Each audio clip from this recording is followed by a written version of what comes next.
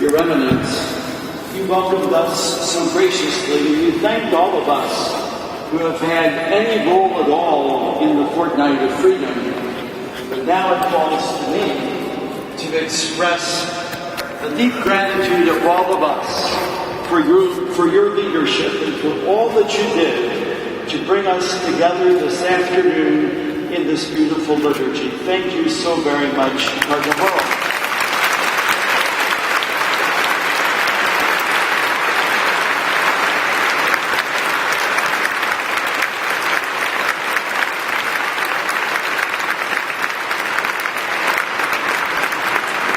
Likewise, we were graced at the beginning of our Mass with a beautiful message from our Holy Father, Pope Benedict XVI, brought to us by the Apostolic Nuncio, by Archbishop William Lori. Your Excellency, please do convey to His Holiness our gratitude for the Holy Father's worldwide leadership in defending religious liberty and for his solidarity with all of us in the United States as we seek to defend and foster religious liberty. Thank you, Your Excellency. In your beautiful homily, you told us, you led us to the ultimate reason why we are engaged in this struggle to preserve and defend religious liberty, so that we might enjoy the freedom of the sons and the daughters of God. Thank you, Archbishop William Lori, for your stirring, inspiring homily. Last week, while I was in Rome to receive the pallium from Pope Benedict XVI, together with Archbishop William Lori, I was privileged to address the first ever meeting of the newly created Religious Liberty Observatory. It is dedicated to studying threats to religious liberty that exist in Italy and around the world, a body that was created by the Italian government. I thought it was extremely telling and a little unsettling that with all the places in the world where religious liberty is threatened, and sometimes with great violence, that this group chose the situation in the United States of America as its first case study. Why would they do this, you may wonder? Because if religious liberty can be threatened in America, they say it could happen to them. There are many opinion leaders, many powerful forces in our culture who point to the Fortnight specifically and to the bishop's religious liberty concerns generally, and they say there is no threat. They say that because people are not losing their lives, or because people can go to church on Sunday, that none of this is real. Well, we certainly know better. And now the rest of the world has begun to look under the curtain to see what we have long recognized as a dangerous train headed down a track toward no good ending.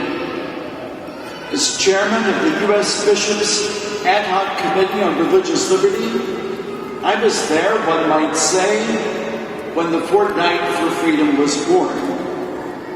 We needed an initiative that would allow us to share together what our church teaches about human dignity and religious liberty, to share together what is our legacy as Americans, a great legacy of freedom, and also to share what we can see as threats emerging throughout the country to our religious freedom at every level, like so many wildfires, and the risks these incursions into religious liberty pose to the exercise of our religious beliefs and the good of our institutions that do so much good and to the common good itself.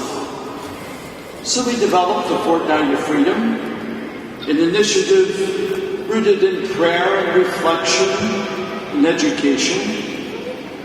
A scan of the bishop's website reveals that many dioceses, in fact most dioceses across the country, offered extensive activities for the members of their local church during these past 14 days.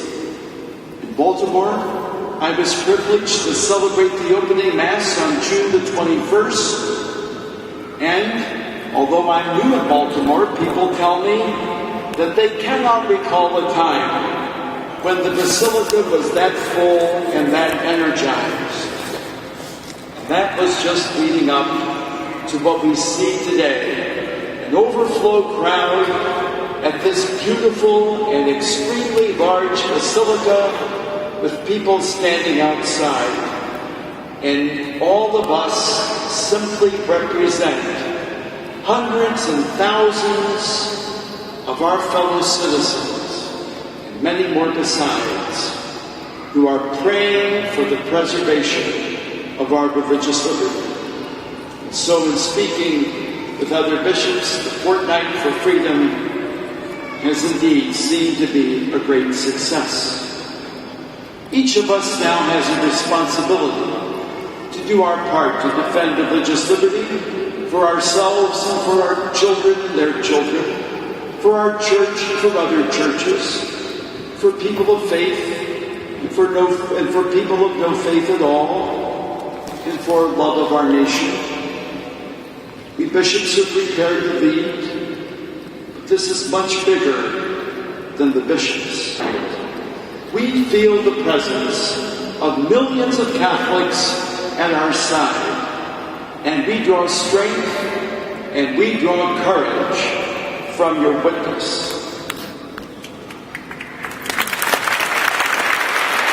As we leave this basilica today, and as our fortnight draws to a close, whether you are here present in our nation's capital or elsewhere in this great country of ours, preparing to celebrate her birth, we must commit ourselves to prayerful vigilance and to advocacy carried on in a spirit of reason and charity.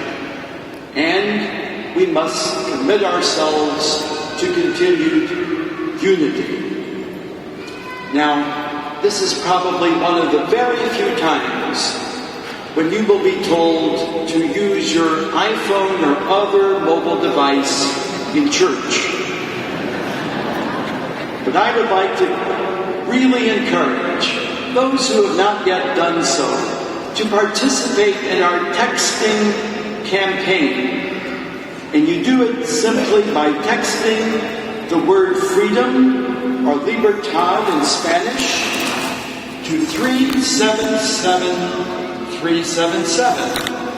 That's texting the word freedom or libertad in Spanish to 377 377. In this dialogue, we can build upon the fortnight, and you can be completely informed about this fast-moving issue as we move forward, legally, legislatively, and most of all, prayerfully. While the fortnight ends today, the vigorous and unapologetic defense of our God-given right to religious liberty does not. In fact, you could say it's just beginning. And it will not end so long as others, including those in government, continue to try to remove God from a nation founded on its citizens' rights to worship Him and to put their faith into practice. Thank you so much for your participation.